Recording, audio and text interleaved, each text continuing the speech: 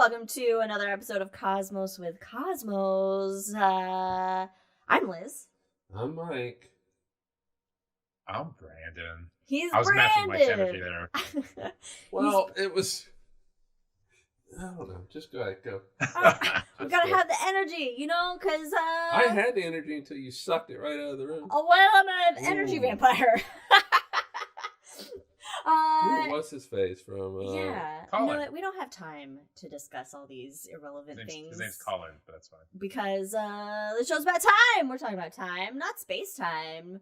But time. I mean, a little space time. I mean, you It's can't talk about tough to time without kind of space separate time. them. But Yeah. you know, it's just time. We're just delving into time. Yes, Colin Robinson. Thank you. That's what I was saying. Since we're talking about time, it's time for us to get into our drinks. So, Brandon, what are you drinking? So my drink is called "If I Could Turn Back Time."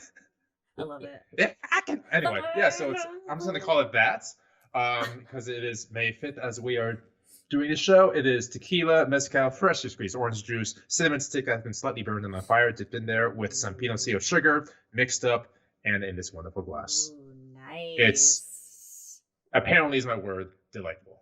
It is your word. Delightful, elegant, and what's my word? It's like, anyways, or whatever.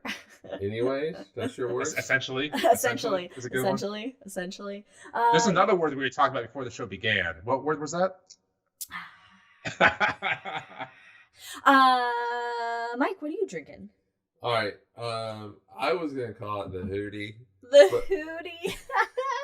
Because it's the one band that I have seen more than any other band. Only because I grew up in Really? South Carolina. Yeah, Oh, that's in right. Bluff, So they play local. and they just played locally all the time. However, I did find a quote that I just absolutely loved. And it ends up being a long name, but fuck it, I don't care. I'm calling it The Present, where the uncertainties of the future become the certainties of the past. That's such a present of a quote. Wow. And yeah. It is a present. It's delightful. Yeah. But it has... What does it have in it? It has mandarin orange vodka, Grand Marnier orange juice, and you top it off. Oh, it's got triple sec in it, I think. Ooh. No, it doesn't.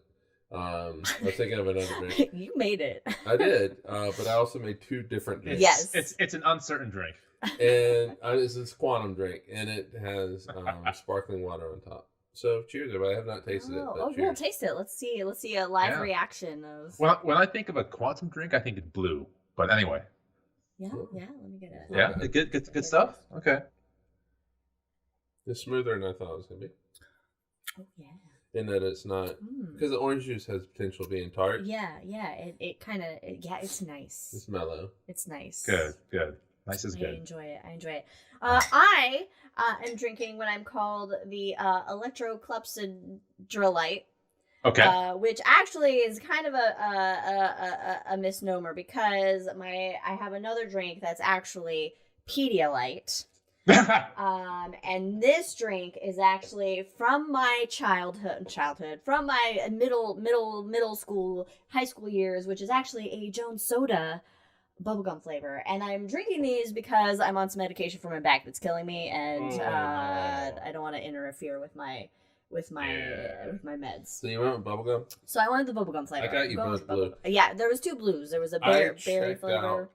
At the local grocery store, so many blue drinks. Oh my god. I was... Hold on, let me relive this moment back in time. It's been so long since I've had a Jones Soda bubblegum, and I never see it anywhere, and I was convinced somebody was going to say, you got a lot of blue drinks in your basket. But yeah, there was two blue Powerades, the blue Pedialyte. I like blue drinks and the blue Jones Soda. Two different blue sodas. Yeah.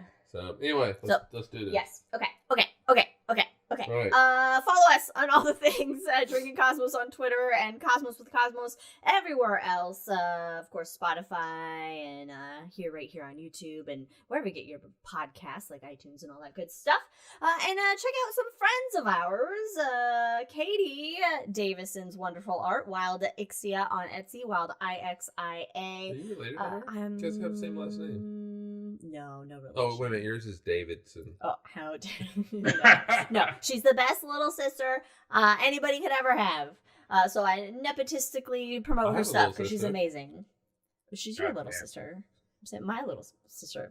Ron Proctor, MrProctorShow.com. He does some really cool stuff, and you can also find him on the social media somehow, and he does really neat things. And our good buddy Jack Northrop's Planetarium, Rolling Bluffs, Planetarium.com if you're in the Council Bluffs area of Iowa.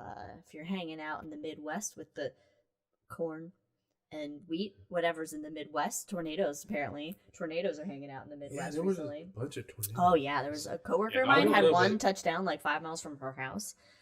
Oh, wow. Yeah. I mean, I guess, yeah, Brandon knows tornadoes. Jack can let us know, but it just seems like it's a little early for tornadoes.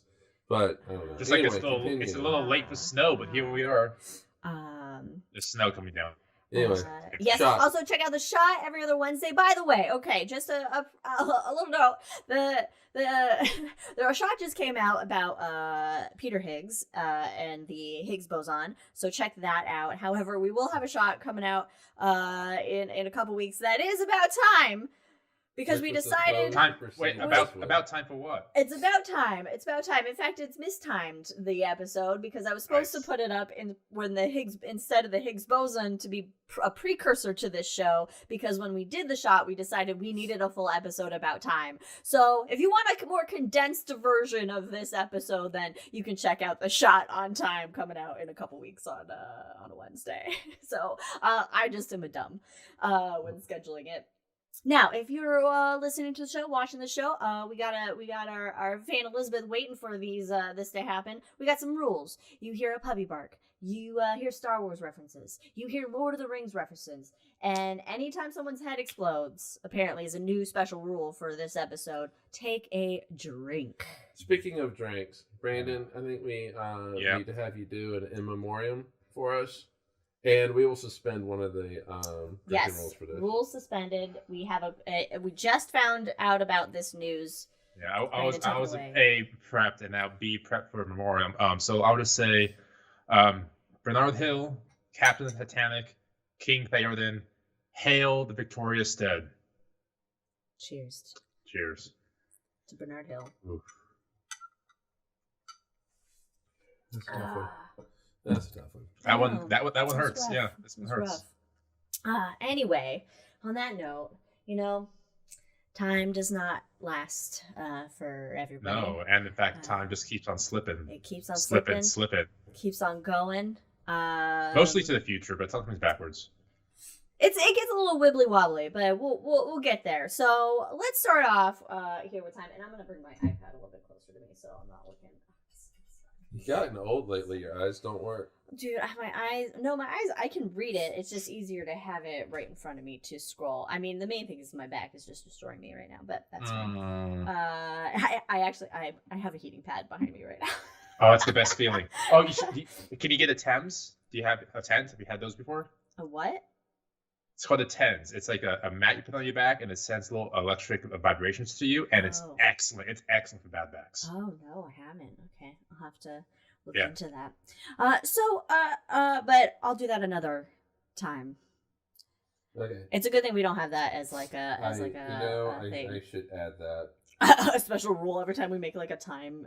I have a special rule and keep it to myself, and I'm seeing if you guys will figure it out by the end. Oh gosh. Okay. So speaking of time, which is our whole podcast, why do we have time? This concept of time, early humans, just living their lives, and somehow we've come up with time, and it's just it boils down to time being like a measurement of age, of history, of basically just keeping track of shit, day-to-day shit, organizing our lives, organizing our history, organizing just basically everything we know, like animals.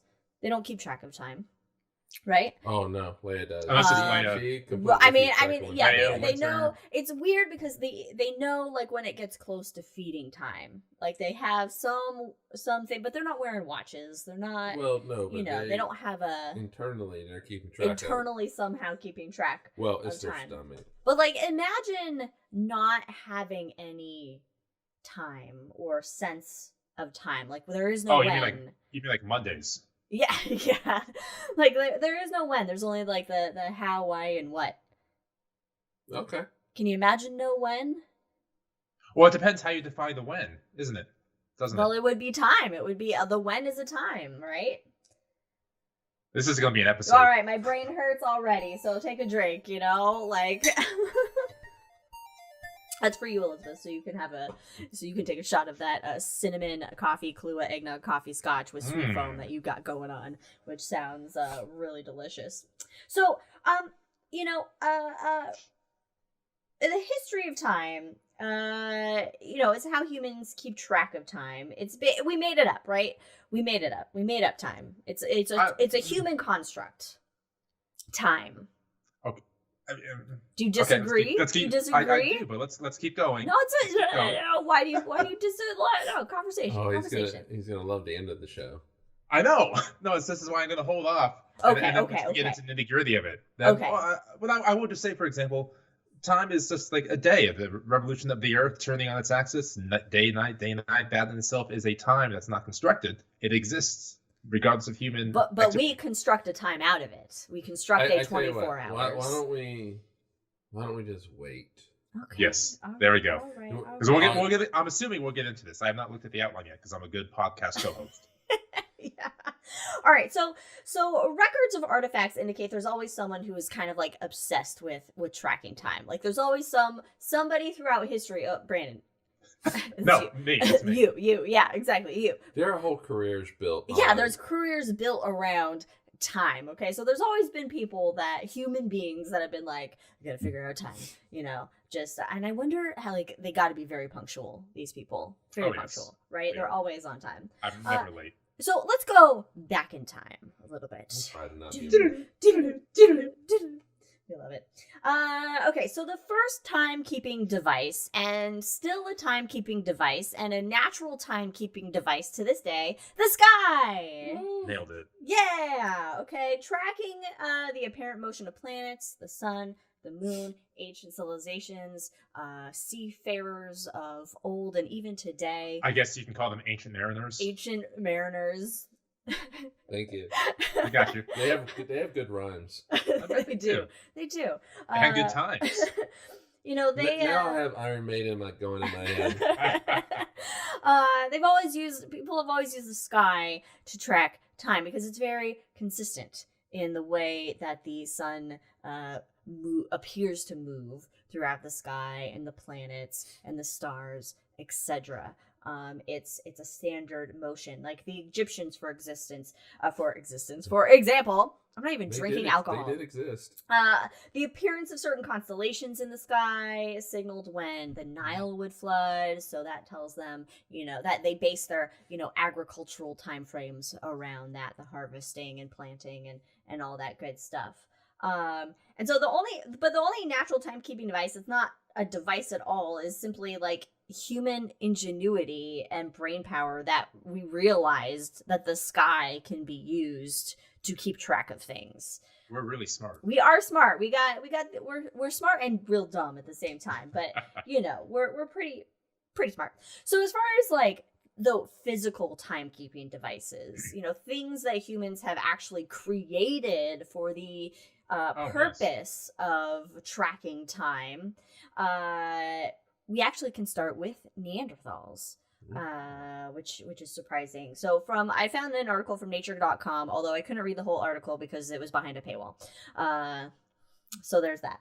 But it basically indicates that archaeological evidence has found different areas, Neanderthals in different parts of the world, with had put notches on bones that seemed to signal that they were tracking certain things, using that to track time. So like Neanderthals in Western France made notches on hyena bone about 60,000 years ago. And then there was a baboon fibula in South Africa that had 29 notches that may have been used to record events. I think that's a big, I'm sure this paywall had the reasoning behind it, but it seems like a big leap to say there are notches on this. They must have been counting days or keeping track of time when maybe some dude just, made notches on the bone because he felt like it. Well, yeah, but I'm sure that there were the scientists too who Yeah. studied it. I'm positive of it, but it's just Yeah. kind of funny. So like there's other context. to There's it. other evidence that suggests Ice Age hunters in Europe over 20,000 years ago scratched lines and gouged holes in sticks and bones, possibly counting the days between the phases of the moon. Oh, that's cool. And that little tidbit actually comes from the National Institutes of Standards and Technology. See, and that makes more sense because I'm sure like there's this obviously a set number of days between full and new moon. And if you see that repeatedly, then you can kind of count that. Yeah, so there must have been, Well, but interestingly, 29 notches would also be that. Yeah. So. Right. So there's evidence that suggests that these are related to time in some way, and it's probably that the number of notches and the fact that maybe the bones weren't used for anything else like a decorative jewelry or tools or something, that they specifically only had like this one function. So now I want to know: do Neanderthals and these guys from 20,000 years ago? Do they understand math? Clearly, they're counting things. They're counting things. Yeah, I mean, but I don't know. Well, it depends how much math you want to define. I'm sure, if they think back 2 days ago, they think about 2 notches ago. I'm sure they can think that. Right. So I'm not thinking like calculus or anything like that. But no, Newt gets that. But have they started working out the language of math? Anyway, I mean, it's possible. It's rhetorical. Yeah, I know. It's rhetorical. I have another thought bubble. What was it like when the first person, what have you, first developed the whisper of math? You said the language of math, so it means it's going to be whisper ahead of it. Like, what was that like? Maybe that's the notches of the bones and counting. I mean, because counting, that is math. Counting is math, yes. But or do you think like when the person was getting those notches, he goes, huh, that's weird. If I had 3 more, I could see what would happen 3 days from now. Yeah. Right. Well, exactly. I mean, but counting the notches is saying the words out loud. It's not the same as actually understanding the language that's underneath. Oh, right. Yeah. I don't think it was probably maybe that far. But it was such a rhetorical question but it's so fascinating. Yeah. So. You can't pose rhetorical questions. I have a few rhetorical questions, and that's one of them. Apparently, I have 3 because there's 2 more later. Okay. So let's fast forward a little bit. Okay, to the ancient civilizations of like the Egyptians, Mesopotamians, Babylonians, and so forth. Leia does not fit on the nest. I mean, it's just look, her big dogs like to lay in small cat beds. So the ancient civilizations used, again, the sky, of course, as we already mentioned, but they did develop timekeeping devices that were used mainly for like religious and agricultural practices. Like, for example, sundials. I'm going to assume we've all heard of a sundial, right? And that is a device that is made usually like a stone or what have you. Stick in the ground. That is a stick in the ground. I unironically want a sundial wristwatch. Not to actually wear all the time, just once in a while. Just once in a while, break out your sundial wristwatch. Wristwatch. The number of questions you will get. Like what? Stares and questions. A lot of stares, but then there'll be like the...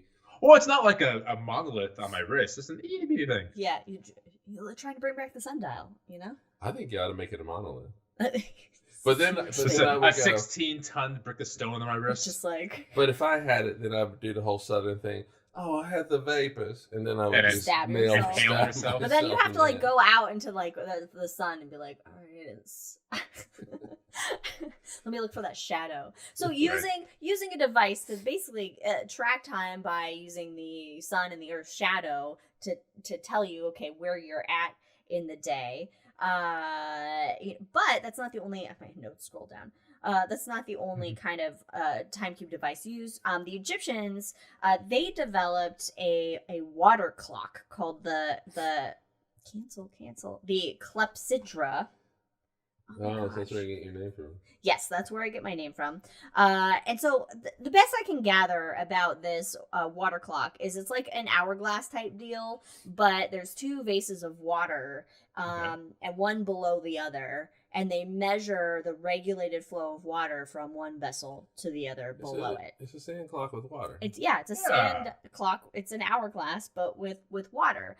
The Babylonians also had a water clock, and they used it to aid astronomical calculations. And what they did is they measure time by the weight of water flowing from it. The weight being called mana or mina. So I was trying to read how this thing, this thing worked.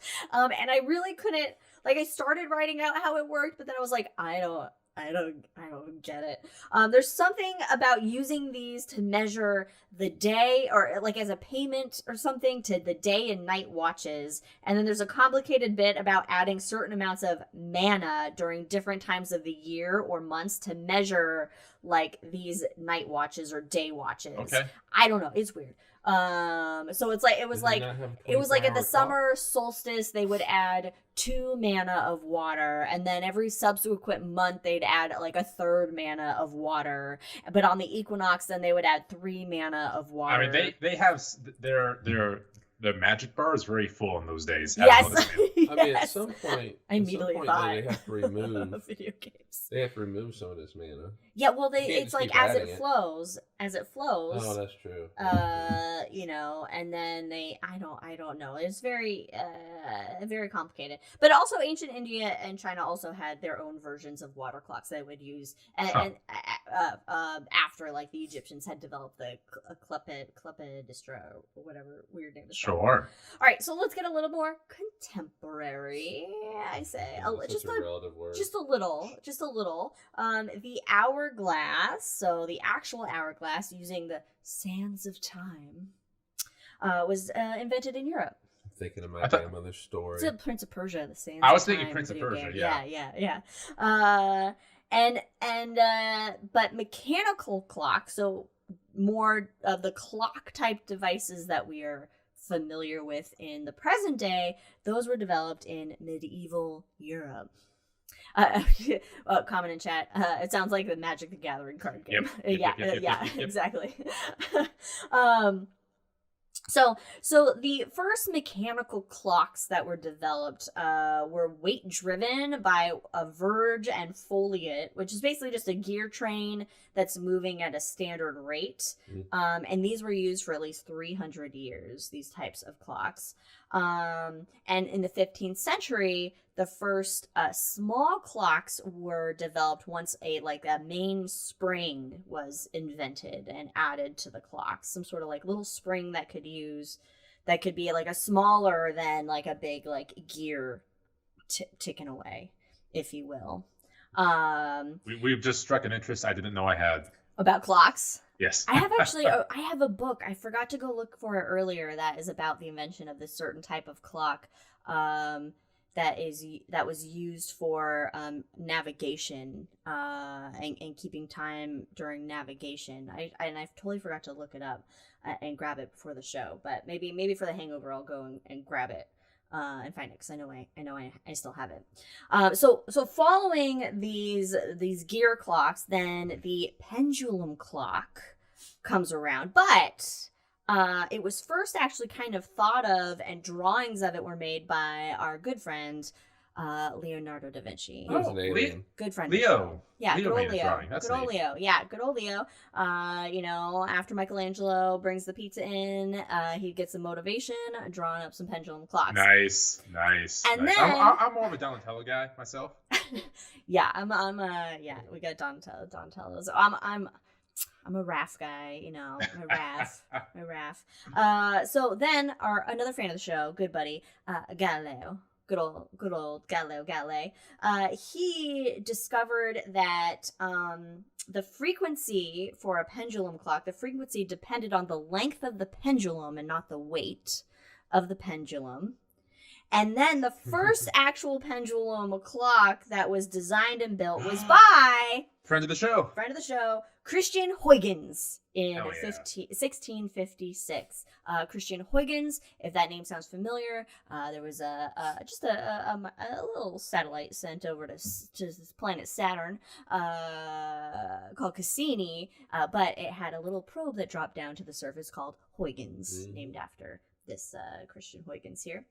So other various clocks were invented also around this time. There were striking clocks, repeating clocks. There's one I didn't write down here. It was called like a deadbeat clock or deadbeat something. It was like That's a deadbeat excellent. mechanism, but then I couldn't really understand it. So It's always gone basically out of stock. Yeah. But then you get a more precise way to measure time by using quartz crystals. The quartz timer became the basis for the most precise measurement, similar to a Kyber crystal. What? Nice. Oh, damn it. All right. Yeah, there you go. Also, so Liz might know this because she obviously did the research here. But Mike, what year did the quartz be put into a watch? What year do you think? What year? What year was the first quartz watch? I didn't write that down. Okay. What year do you think it is then? I don't know. We don't know. I'm gonna say 1847. It's gonna be after 1656. Why didn't I write this down? 1847. We're gonna reveal this answer at the Hangover. Quartz. Liz, don't. Don't do it. Make a game out of this. Okay. Making a game out of it. All right. Yeah, you gotta give a. Okay. No, you have to give a. Okay. Let's see. I'm trying to remember. 1847. Yeah, I'm gonna say. What did you say? 1847. Is that what I said? Yeah, it is. And what did you say, Brandon? I haven't. I was asking the question first. I'm gonna say like.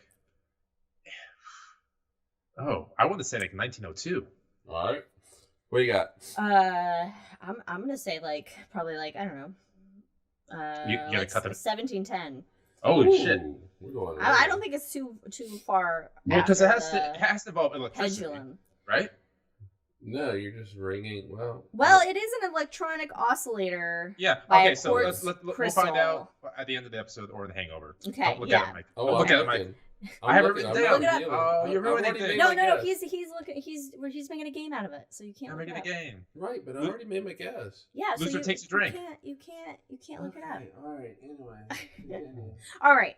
Now, so we see this development of this progression of timekeeping devices from water to then mechanical means, but the most accurate timekeeping device of all time, the atomic clock. Hell yeah. And the atomic clock is accurate to a few billionths of a second. Did you know that the clock that keeps the track of time for the United States is located in Colorado? And yeah, it is, yeah. And I forget what rare metal it has, but the molecule of it, they can tell it turns at like 7.6 billion times per second. Yeah, I wonder. And it will be off by 1 second and 100 million years. Yeah, they typically use cesium, but I'm not so sure that they're using. I don't think it was cesium. It was something else. It was something else. Is it Brudium? I think it started with a G. So what they do is they excite it.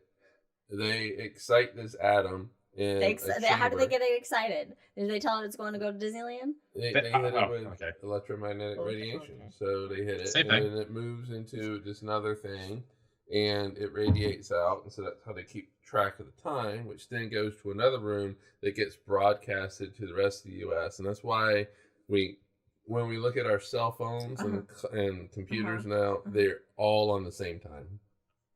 That's how we're all connected by Colorado. So if Colorado were to just implode or explode, we're done. Be so screwed with time. So what does this mean? So we've gone through all these jumped through all these hoops to develop time, to be able to keep track of time, to measure time, and so this development of mechanical clocks, once we had that it was able to create a standardized time that could help facilitate travel, trade, communication around the world between everyone. And then you have the development of time zones.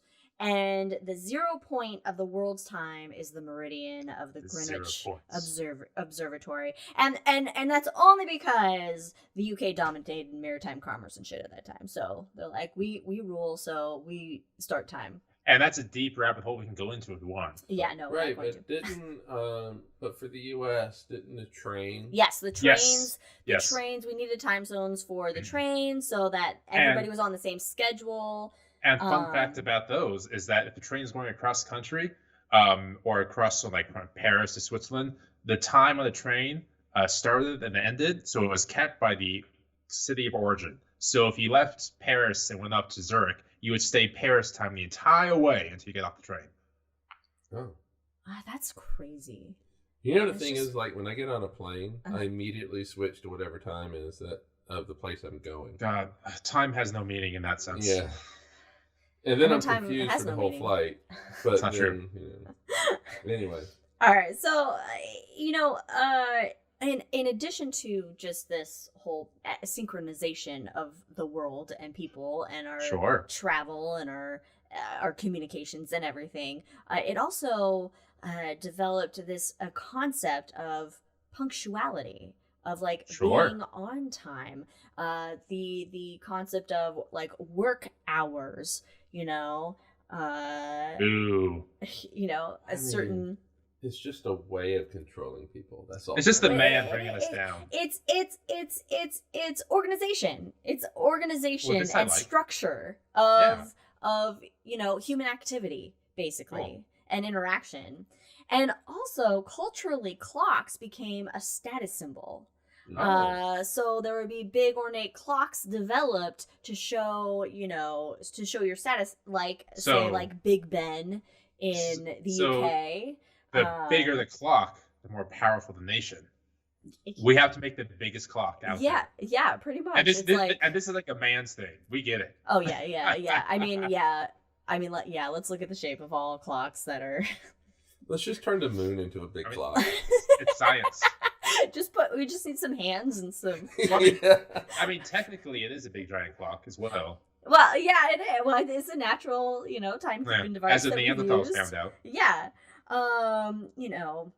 So the concept of time and the way that us humans use time, that is what is invented by humans. That's a human construct and a way, again, for us to organize our lives on a whole for the world. Liz, look at the chat.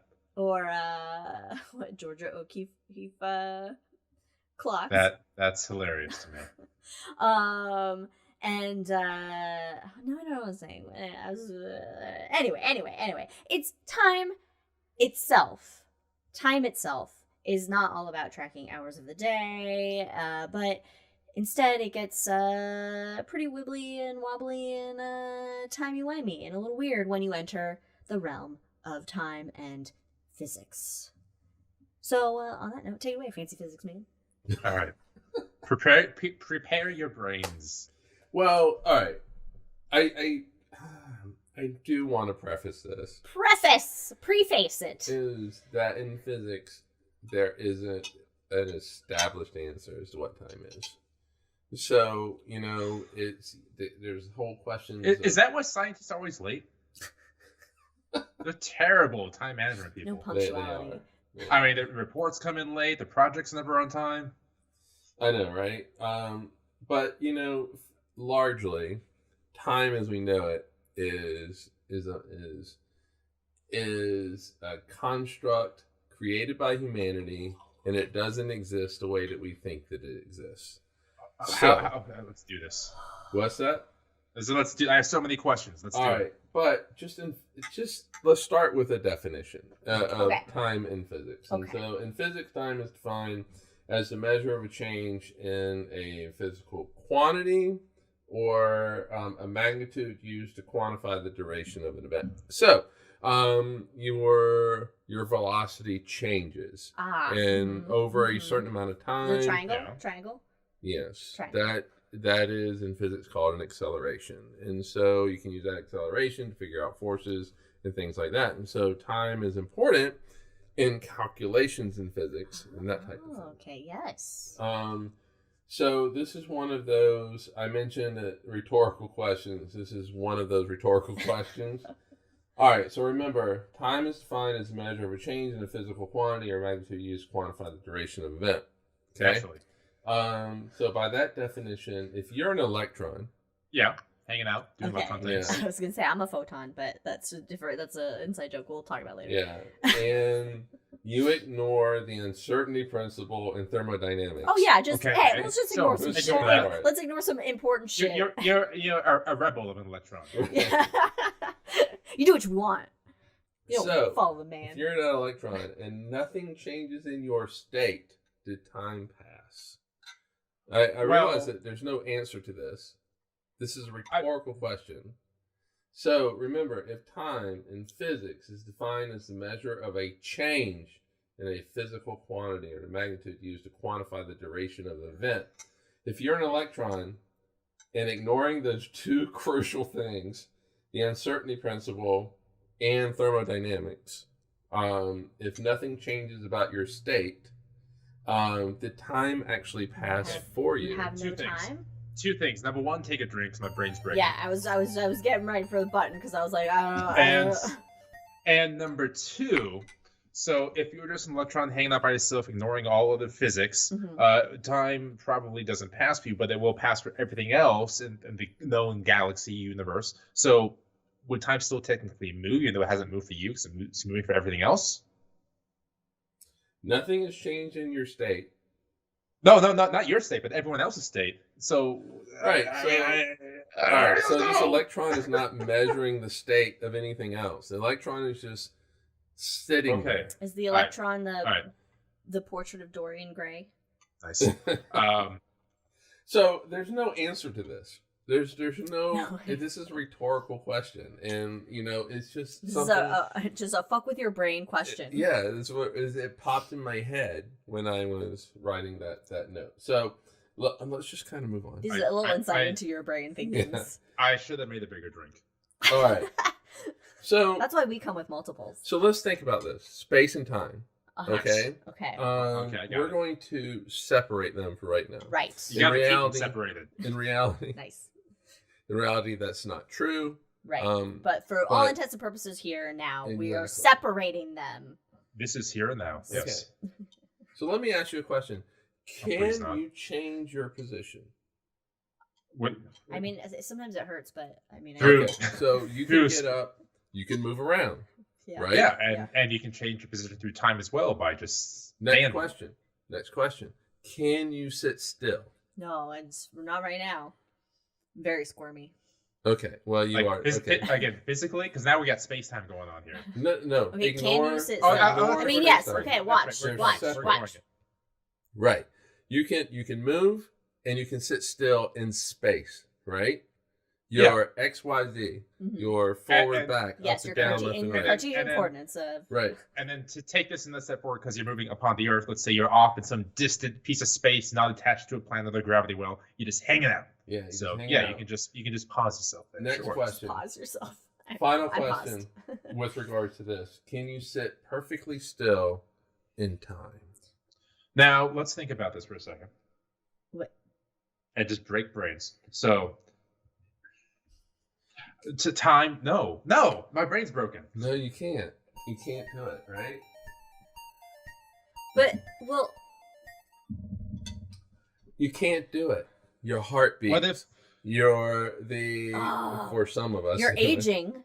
You're aging. Your I was- cells are vibrating. I was trying to think about the way of like going really fast around a really giant gravity well or something like that, but it gets even faster, so I'm just more confused. Yeah, no, Um, you can't sit perfectly still Oh. in time. And this leads to my definition of time, Okay. which is entropy, is my definition of time. Okay, all right, that's fair. That's fair. We're gonna get to that. Uh-huh. We're gonna Oh, get shit. to that. God damn it. Should have read the outline. All right, so let's okay. So I mean, that's an interesting question to think about. Can you sit still in time? The answer is no. As you know, even though our little electron, hypothetically ignoring shit, A little rebeltron. our rebel electron Rebel. is Rebeltron. sitting perfectly still in Uh-huh, time. uh-huh. But anyway, so it time and space now it brings us to relativity. You can't Everything escape it. comes back to relativity. Brandon, pay God damn attention, man. Pay attention. It's so No, exciting. he's distracted by the snow. It's snowing where he is, and it's beautiful, and And I'm jealous. I Anyway, know. so our first thoughts of relativity come from Galileo Galilei and Sir Isaac Who Newton. also thought of how the pendulum has to work. Yeah. So Look at that. So back in the 1600s, they thought of time as universal. Mhm. Sure. They talked in terms of timelines. You are Timelines. Remember making timelines in school where you had to like draw Yes. out at different events yes, on a and little so poster? that's how they thought. They Okay. thought that time was the same, really, for everybody. Oh, It okay. elapsed at the same speed for Time. everybody, and it also only moved forward. No Okay, backwards. we're gonna get to that, Right. R- God, I but- would love to go back in time. but Jesus. I know, right? Ugh. I So- love it so much. So they thought in terms of timelines, Uh-huh. like your school project where you had to make a timeline. You're So like, so much fun. this happened here. You put a Uh-huh. little dot on a line. Uh-huh. You know, Oh, for the Hangover, whatever. I'll go grab my timeline of my life that I made in like elementary school that I have. I mean, Don't that's move like a too much. really short timeline, right? You know, but for Well- you, when you're in elementary school, there's like so many events on it. But Yeah. Anyway, Oh, it's insane. and so that's how Galileo Newton thought about it. Okay. Right. Interesting. Okay, yeah. Fast forward a few centuries, a little guy. He's not really Just a well little dude. known, but he comes about. His name is Albert something. Oh Albert yeah. I think I've Ein- heard of him. Einstein. Einstein? Okay, yeah, no, yeah, just Einschweiger. just That's a good little soccer blip, joke right just there. a little footnote in history. Yeah. That guy. And so he said, "No, Oh. time is relative. It's True. not. Man, this You He's can't the think in Rebeltron. terms of timelines. You have to think in terms of what are called world lines. And so Wait. and- World mines? lines. Oh, I thought you said world mines. I mean, there Like, are this is- world mines all over, but just- yeah. just- So when you talk about relativity, the way that we think of relativity Uh-huh. today, which is kind of an Einstein relativity, Mhm. right? You have what are called light cones, and so what you'll see are two cones. Yes. One faces up, that is your future, and one Oh, faces okay. down, Oh, okay. that is your past. that is your past. But the lines that Yes. define that those cones Mhm. is measured by the speed of light. Okay. So anything that has happened to you or will happen to you in the future, Uh-huh. so anything that's happened to you in the past or in the future has to be between those lines defined by the speed of light. Okay, this makes sense. You that conclusion there wrapped it up for me. My brain's no longer broken. Thank you. I understand this now. Oh, that's like is that like the that's like No, the it's like thing in bookends, Star Trek the bookends. Discovery. They used when the episode spoilers they're jumping through time. And she brings up the cones. in Right, her so they little brought up the hollow cones. pad. Those are world line cones. Mhm. Those And are your present's always in the center. It's always is always in in the between center. those. The present is in the center. It's on this was called a hypersurface, but just think of it as big flat plane between the two. Okay. And Okay, so the Midwest. that is your present, Uh-huh. and all that kind of stuff. And so Yes. Einstein thought of time as more like a river. It ebbs No, and we flows. don't drink with Star Trek references. Just Star Wars. Just Star Wars. I mean, Yeah. I will. we haven't added Star I Trek mean, as a feel free to take a drink. yeah, though. but take a drink whenever you want to take a drink. Just we gotta limit it to a little bit. So, Einstein thought of time as more like a river which ebbs and flows. And I'm assuming Brandon wrote this. Some say love is also a river. The river of 'Cause I love. know I didn't. Some Let's get along some now. say love, it is a river. No, Oh, Katie's got yes. to come in strong to me here. What No, song is that? I actually remember hearing that song. Yeah. So. What is that? A dove? A bird? Oh my god! All right, Katie, come on, you got to help me out if you're listening still. Continue on. Anyway, so basically, time does not move at the same rate for everybody, based on different circumstances. Time changes. So yes, and so the how you experience time is related to how fast you're moving, and also how much into a gravitational well you are. Okay. Brandon brought up. Katie's occupied with potato right now. All right. Anyway, I feel like Adam would know that. Okay. Anyway. All right. Anyway, Brandon brought up Colorado. Uh-huh. Colorado is high up on the Colorado Plateau, which experiences time slightly different than somebody in LA. And it's not just because of the weed. What's that? Not just because of the weed. Not just because of the weed, because California has that too. And so if you are at sea level, the way that you experience time is slightly different from Colorado, which is setting the time for everybody. So Colorado, that Bureau of Standards that sets the time actually has to take everything into account. It has to take into account that it is higher in elevation. And its time is moving slightly different, ever so slightly. 7.6 billions per second. Elizabeth asked, is that the same as Nepal? Well, Nepal's high. Yeah, Nepal is even higher up. Yeah. In same Tibet, concept, even higher up. Right. That's why those monks live forever. That's why the monks live forever. I don't want to live forever. Sorry, we're just doing weird time songs this episode. So in 1972, there was an experiment that actually proved this. And so... Federico. Duration of a minute depends on the side of the bathroom door you're on. That is true. That is the ultimate physics definition of time. Also, football time, like a football game. God, a football minute. Really, the ending of any sports event. Yeah, sports minutes. Sports minutes are a lot baseball longer than normal minutes. Similar. It's fine. You know, Baseball's it's like, better. but also like watching rugby and soccer that go full time, or football for Federico. Football. That's for the rest of the world, actually. You know, you hit full time. So, like in rugby, you hit that 80-minute mark, and then just keep playing. Yeah. You know? I just found out Salt Lake City has a professional rugby team. Yeah. I know that. Yeah. I just found out about this. I kind of want to go see this here. The SLC Warriors. Real or something? Yeah, the Real. No, that's the soccer team. The rugby team. Oh. Also, Liz's tongue is blue. Yeah, the Warriors. Is he? Oh, it matches her shirt. All right. Anyway, Blue, focus. 1972. Yes. Raphael and Keating actually put some atomic clocks onto a plane.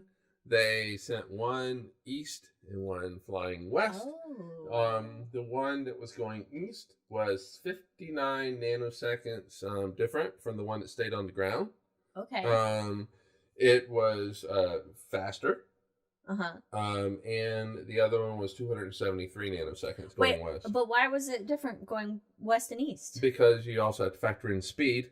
Well, shouldn't they be flying at the same speed then? No, but no. All right, so it's relative to the clock on the ground, right? Uh-huh. And so the clock on the ground is heading west to east because that is the way that the Earth rotates, from west to east.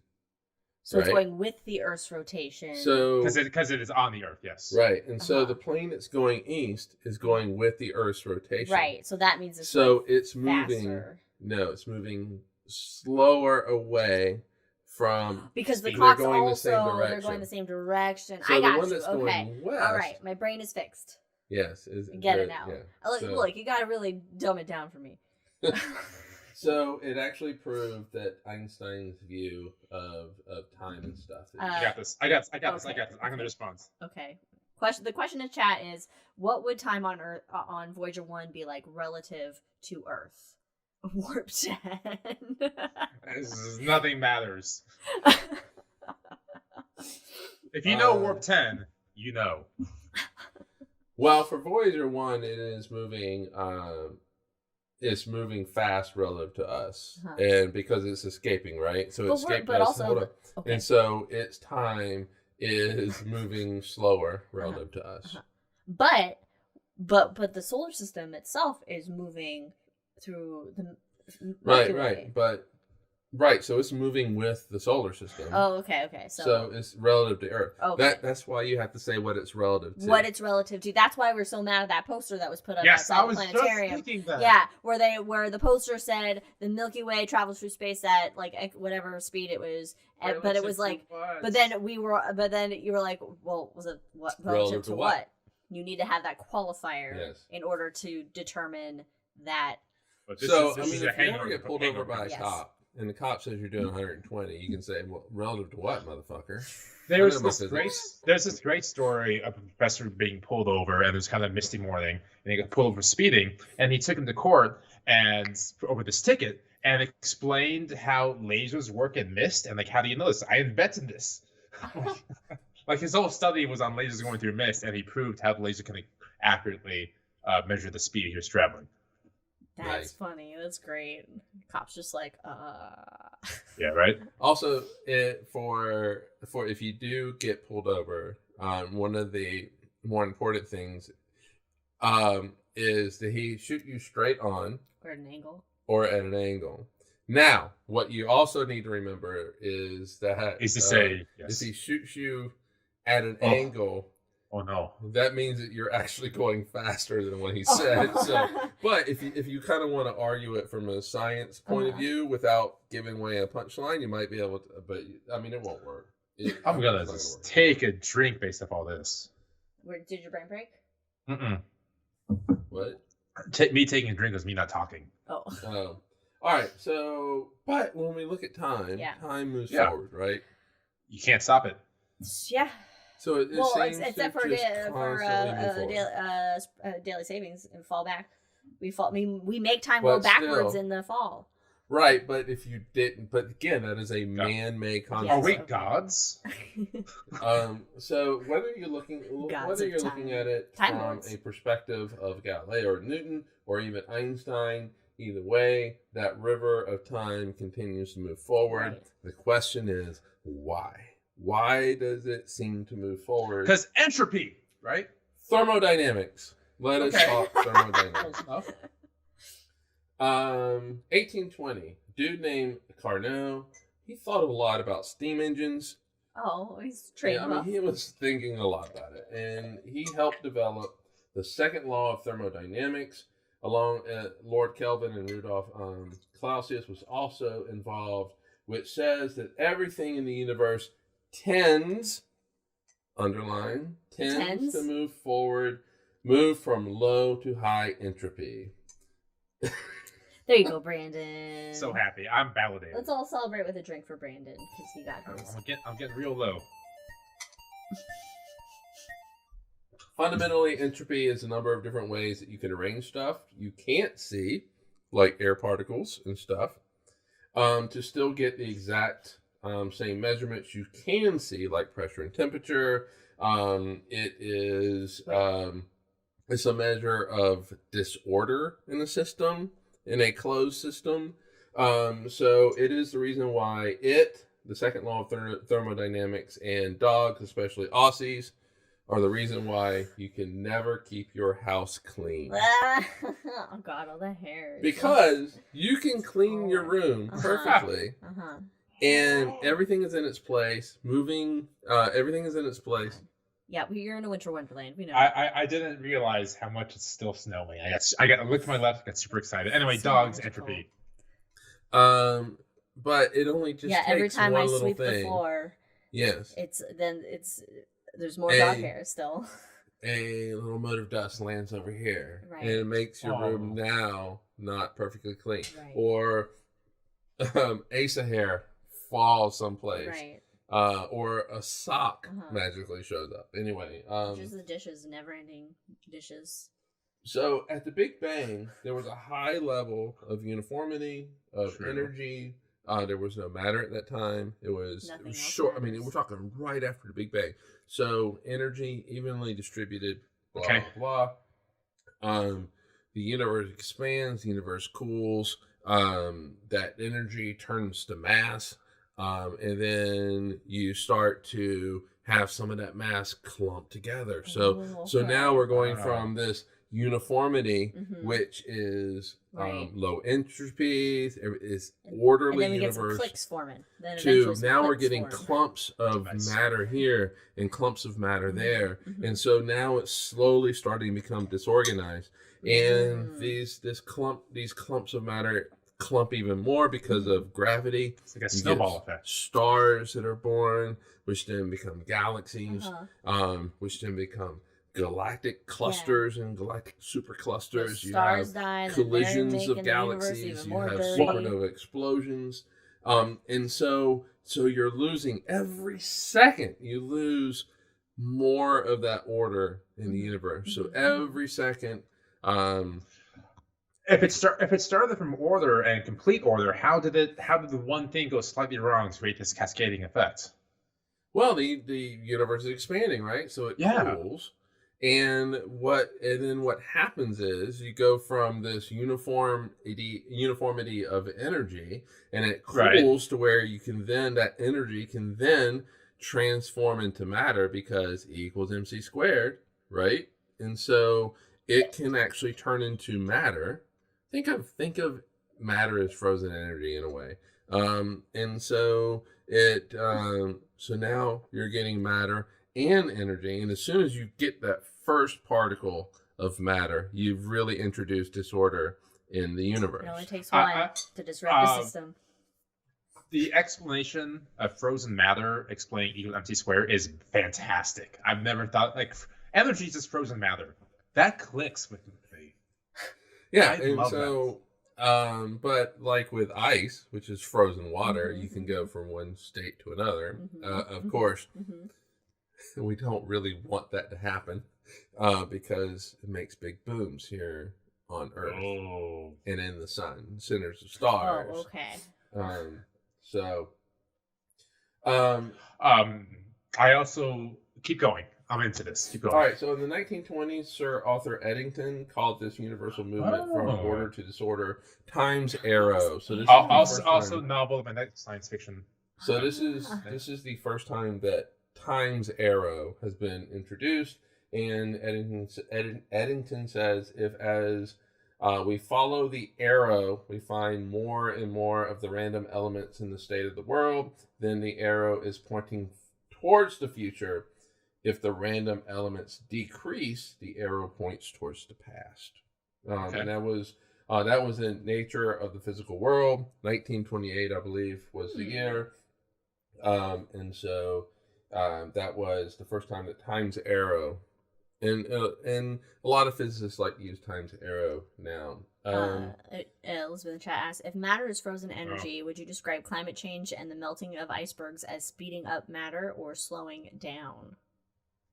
That's not a well. brainwave. I mean, the thing is you're talking that it's just going from one matter state to another matter state. So well, unequivocal there. But anyway, the Big Bang might be another reason. I mean, we've already discussed it in terms of the second law of thermodynamics. But as the universe expands, it drags time with it. So thank you, Einstein. So space is expanding, but space is not separated from time. So as space expands, time changes as well. Which interestingly enough brings up another question. Yes. Also without an answer. None is to be expected. It's a rhetorical question. I got it. All right. I have a certain thought on this, but if the universe contracts, does time run backwards? Well, yes and no. I'm going to say no. The answer. I'm going to say no on that. I'm going to say no because this is a new event happening. Yeah, like human consciousness would still perceive it as moving forward. Yeah, because it's not like all it's not like but Einstein's coming back to life or anything. But going back in time. Nobel Prize, please. But in terms of the Big Bang being responsible for why time's arrow points the way that it does, and it expanding is the universe expanding is the reason why time always moves forward. If you now turn around and contract, space and time's going the other way. And so, yeah, I mean, it was what if dark energy is the keeper of time? I mean, that's a good question. I'm not sure how, but I don't know how either. I'm sure it's a stupid thing to say, but All right. So those might be two ways in which, I mean, the thing is, though, for physicists, though, time is looking more like an illusion. And so it's something not, we made up. It is a human-made construct that that is used to control commerce, control when you wake up and go to work, when kids wake up, events, go to school, count how old you are, use to when you can start getting benefits and stuff like that, for being old. What AARP? What's that? AARP stuff. Yeah. And so it is looking more like it might be an illusion. I'm going to tell you, the punchline is we don't know. From a physics point of view, fundamentally, we don't know what time is. We don't understand time. We can put time in our equations, which tell us how a system might evolve, but fundamentally, we don't know what it is. And so we understand gravity, the least understood force, better than we understand time. Right. Which then brings another rhetorical question to mind: is like, how would, say, an alien species, intelligent alien species, 500 light years plus away, or whatever, perceive time? Exactly. And so it's our perception. It's a perception of time. Yeah. That's what we have.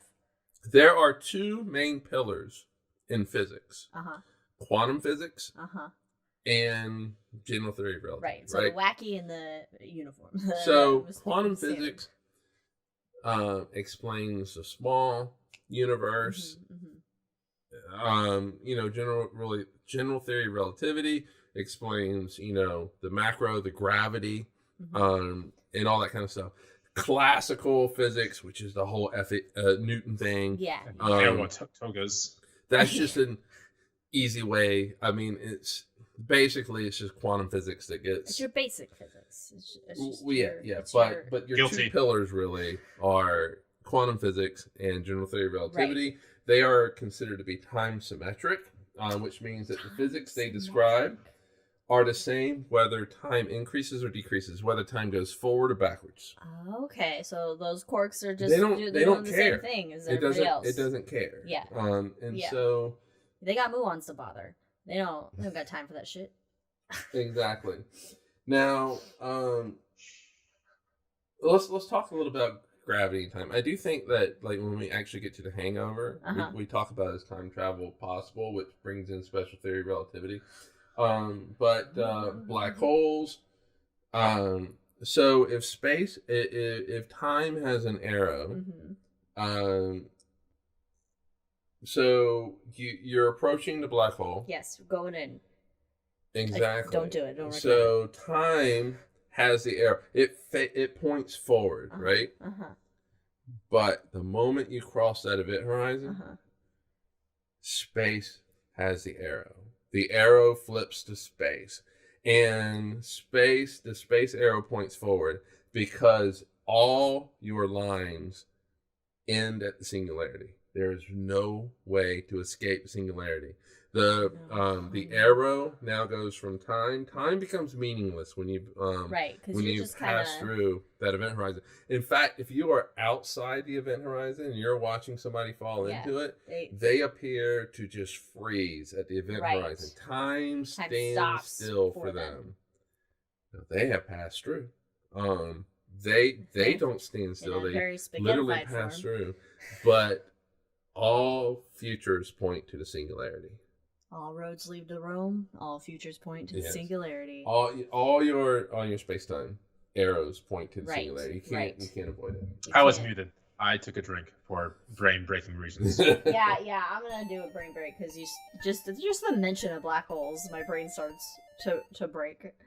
Well, as Mike would say, black holes are very simple objects. I mean, They are the simplest objects in the universe.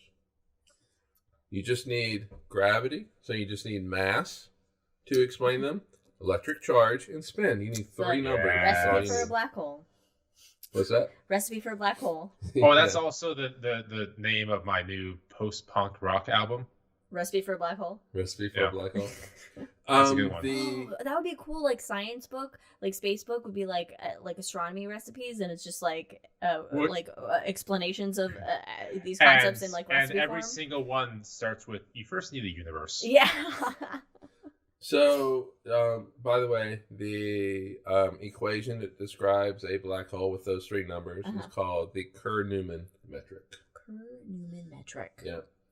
From two astronomers in the 60s. who Named came Kerr up and with it. Newman. Yep, Kerr and Newman. You're so smart. All right, so the universe is expanding from the Big Bang.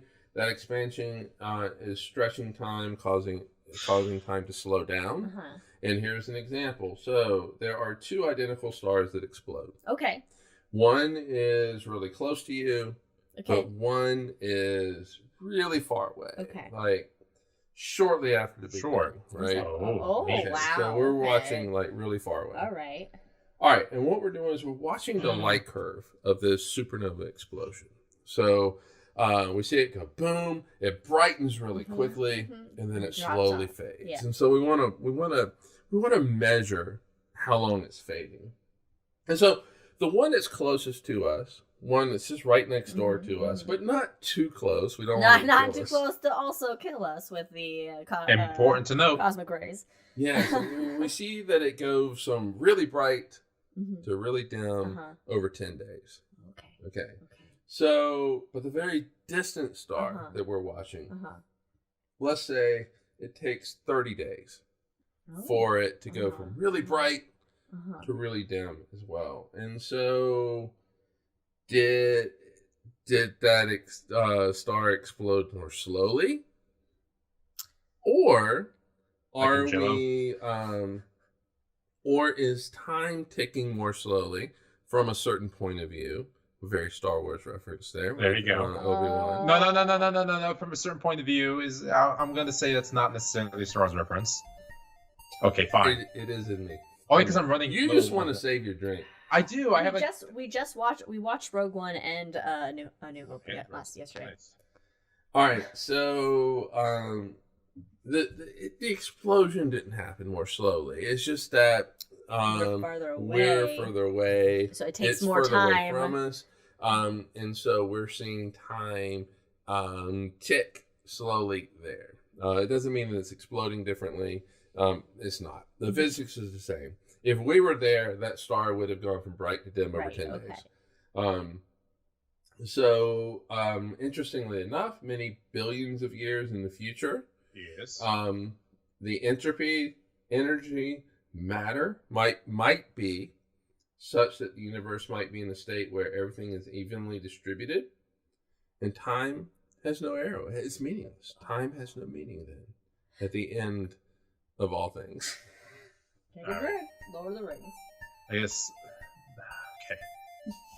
But I do want to say, But okay, in that situation, if we're still hanging around, we're still aging and shit, we're still experiencing time in our own perception of time because we're I still have birthdays because systems change. Because of entropy. Systems do change. You know, your cells. I mean, your atoms still vibrate. Yes. Your cells still reproduce, but there's still little errors in the reproduction Let's go. of the DNA. So yeah, I mean, things do change. It doesn't mean that time necessarily is a fundamental nature of the universe. And so what I really want to say again though is from a physics point of view. The punchline is right now, from a physics point of view, we don't really understand time at a fundamental level. It doesn't mean that it doesn't exist. Mm-hmm. It doesn't mean that it's going to necessarily be written out of equations. It might not. It just means that right now we don't understand fundamentally what time is. And I have finally found a flaw in my thinking as far as entropy being a definition of time. That would still make time dependent on another subject. We still cannot define what time itself is. So I'm confused. My brain's breaking. But also remember, entropy is the tendency, which means that 99.9 and a bunch of 9% of the time, the egg falls off the table and breaks. But it's just that one time. Yeah, fucking quantum. Where the egg shoots off the floor and reconnects and places Humpty itself. Dumpty, put back together again. Yes. By quantum. By quantum. Fuck quantum. All right, I have 2 quotes here. I got you. To end it. Lee Smolin, who is really trying to understand time from a physics point of view, talking about the future, past, and all that kind of stuff. The future is not now real, and there can be no definite facts of the matter about the future.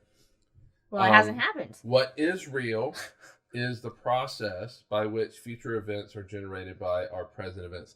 So the future, it gets crazy. He says basically that right now you just have the present. That's all that we have. Yeah. That is all that we ever have is the present. The past is not real anymore. The present?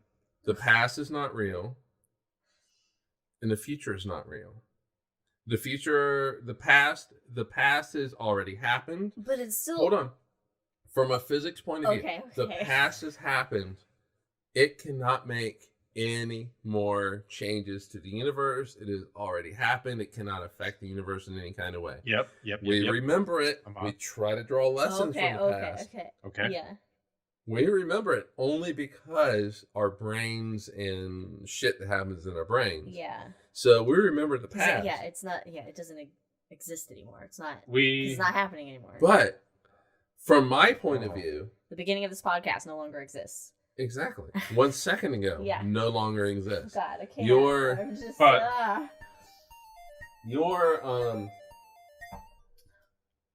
Your wince when your back hurt a second ago no longer exists. All you have right now is the present. But the future doesn't exist either. The future is unknown. It's a whole thing of possibilities. Frontier. The future is this whole thing of possibilities. The potential. You can go this way, or you can go that way. You can do this or that. But it's all based on what is happening right now. You know? Yeah. And so the conditions that are happening right now will determine what happens in the future. But the future is not set. It's not even real. It hasn't happened yet. But it is real because it will happen. No. It's guaranteed to happen, right? No, isn't the future Mike, is the future guaranteed to happen? Apparently not. The future, okay, so if the future is defined by a certain event happening, no, it's not guaranteed. The universe, it'll be so like 1 second from now. You have to live in the present. I'm going to go play in the snow after this, just to live in the present. I gotta tell you, this whole like live in the present right is such a Buddhist thing. It is such a Buddhist thing. Anyway, final quote, Einstein, he wrote a letter, this is 1955, wrote a letter to a dear friend of his family, Michel Besso. Michel Besso was with Einstein from the beginning. Einstein referred to him as the best physics sounding board anybody could have, where he would just throw a bunch of ideas to him. So Michel Besso has died. Oh. Yes. And Einstein writes a letter to his family. Now he has departed this strange world a little ahead of me. Einstein knew he was dying, so he was going to die later on. We all know we're dying. That signifies nothing. For us believing physicists, the distinction between past, present, and future is only a stubbornly persistent illusion. The past does not exist. The future does not exist. The future is what you make it, which is fine. The future is what you make. Live in the present. But you gotta live in the present. You gotta live in the present. Because what you do now is going to define the present. And these are all little like those quotes. Yes. On the wall. In the bathroom. And so I'm happy to end that podcast on that very fantastic quote, and I can say my thanks for The Hangover because that was a very good quote to end on. All right, so thanks for joining us. I know it went long, but what is time anyway? What is time? What is time? We're in the present. In fact, everything that's happened doesn't exist anymore. Doesn't exist from a physics point of view. Mic drop. Join us in 2 weeks. It's going to be a High in the Sky for June. Oh my God, June! I can't believe it's amazing how time works. Should we? All right. Yeah, I don't know. All right, join us in 2 weeks. Whatever. Or whatever. We'll follow us on all the things, obviously, and check out our time shot episode, which that'll come out the Wednesday. Oh shit! Sorry. After this Time's Arrow. That's a Next Generation episode name. That's right. That's why it was familiar. I was like, what just hit is me. that? Yeah.